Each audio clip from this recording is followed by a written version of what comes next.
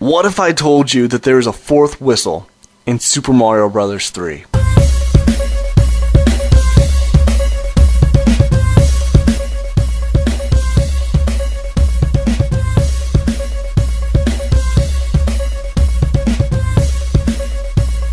I was not even 10 years old when Super Mario Bros. 3 came out, but I knew it was a big deal, man.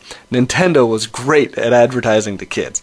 My dad bought a Nintendo in 1987, and Super Mario Bros., the first game, came with it. And although he would purchase a couple of other games, that was the one that spent a majority of the time in the console. My favorite. Then Super Mario Bros. 2 came out. I was super excited. Then I was confused and then eventually disappointed. It just didn't look or feel anything like the first game, although I did play it quite often and eventually beat it. But when I saw the movie The Wizard, I knew immediately that I needed to play Super Mario Bros. 3. The Wizard was like one big advertisement for the game, following some whiz kid to a big gaming competition in which they unveiled Super Mario Bros. 3 in the finale. I mean, it was like just a huge commercial for this game. Then and now, I feel that this is the best game on the NES. Hands down. The warp zones from the first game were replaced with whistles for the third, kind of hinting a little bit towards Zelda, another popular game for the Nintendo. It lets you bypass huge chunks of gameplay to get to the end faster and easier. In the movie The Wizard, they show you how to get one of the whistles, and it didn't take long before almost everybody knew where they all were. It spread like the Contra code. Remember that? Up, up, down, down, left, right, BA, BA, start. It was just something that got passed around. Everybody knew it. Today, you would just Google this stuff, but not in the early 90s, man. Nope, if you wanted to know about game secrets, there was only one choice: Nintendo Power. I'm pretty convinced that programmers worked hand in hand with that magazine, creating secrets that simply could only be solved if you bought the latest issue of Nintendo Power. Think about it. How many people would have been able to get through Zelda or Final Fantasy or some of those other games for that matter without that magazine? It was a necessity of any serious gamer in the 80s and 90s. On top of all the secrets that got spread around, so did some rumors. And some straight up lies. I was a huge Teenage Mutant Ninja Turtles fan, and I got up early every Sunday morning to watch cartoons, but my favorite was the Turtles. One day I'm playing with my turtle toys with a friend, and he tells me about the fifth turtle. Nonsense, right? There were 4 turtles. This is well known. Leonardo, Donatello, Michelangelo, and Raphael. But it wasn't nonsense to an impressionable young kid who desperately wanted to believe. The story went that the very first season of the TV show there was a 5th turtle. Yeah, he wore a green bandana and belt, but he was killed by Shredder in the final episode. Now that death was considered too violent for young kids, and so the first season was never re-aired. For years I searched for clues of a 5th turtle, going through VHS tapes at Toys R Us, trying to find this elusive first season. You see, there was no Google back then. There was no Snopes, no internet, there was no way to look it up to see if it was true. There was just no way to be sure back in the day. I'd been playing Super Mario Bros. 3 for a while and had beaten it a couple of times actually when I heard about the 4th whistle. A kid who was friends with my older brother was actually at our house playing our Nintendo, and he was trying to find it.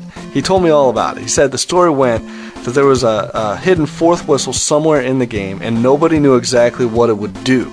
He thought it would take you to another screen with a whole new set of levels to play. To me, this was the greatest secret ever. I had beaten Super Mario Bros. 3, but now I had a whole new purpose. If there were more levels, I had to find that 4th whistle. I searched every inch of that game, but I never found anything. How did this legend get started? Was it just like the 5th turtle? Was somebody just messing with somebody else and it took a life of its own? Possibly. But there are more clues to how this might have been a big misunderstanding. After completing level 6, the princess says the magic whistle is hidden in the darkness at the end of the 3rd world. This is probably the best case of a bad typo. She meant, or what she was supposed to say, is it's hidden at the end of the 3rd level of World 1. Of course, everybody knew about that whistle, but it definitely got a lot of people excited about a possible 4th whistle. This is the best case for the 4th whistle theory. The other mistake was actually made by Nintendo Power themselves, claiming that the 3rd whistle is located in World 7. This is absolutely wrong, and it actually doesn't make any sense either.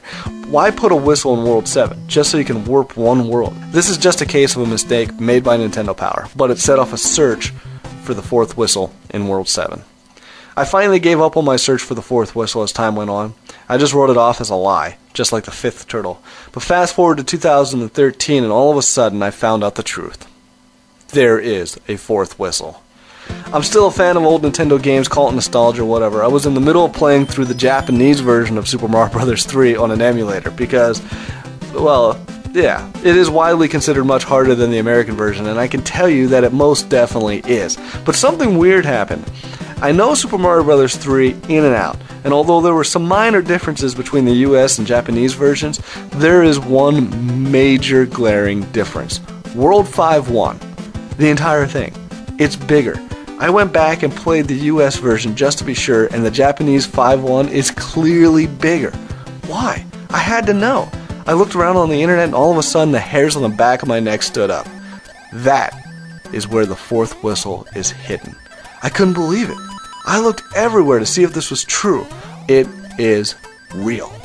You see, there's a glitch in the Japanese version of Super Mario Bros. Which makes a random item appear at the end of the level. It can be done by flying above the stack of blocks at the end of that level.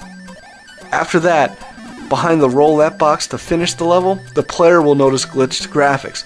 By hitting it from the far left corner, the player will either earn 5 extra lives or the fourth whistle. It is said that this has been removed from the American version, but in reality they just shortened the level. Technically the fourth whistle still exists, although it is impossible to get to. The whistle only acts as any of the other warp whistles, even if you have all 4, so there's no super secret way to get more levels to play. That just wasn't true. But I will say this, finding out after all these years that there is a fourth whistle in Super Mario Bros. 3 gives me hope that maybe somehow, someway, all those other fantastical stories and legends I heard as a kid could be true.